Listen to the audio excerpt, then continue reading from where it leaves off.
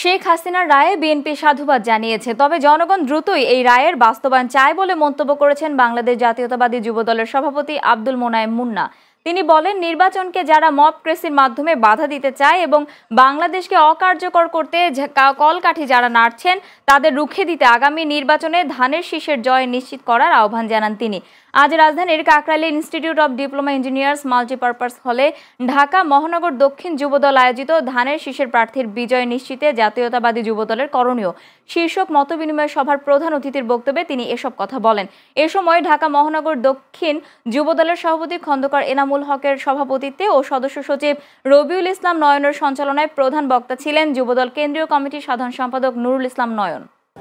স্বাগত জানিয়েছে রায়কে এখন রায় মানুষ কি চায়, এটা বাস্তবায়ন চায়। এই জন্য তো মারামারি করার দরকার নেই।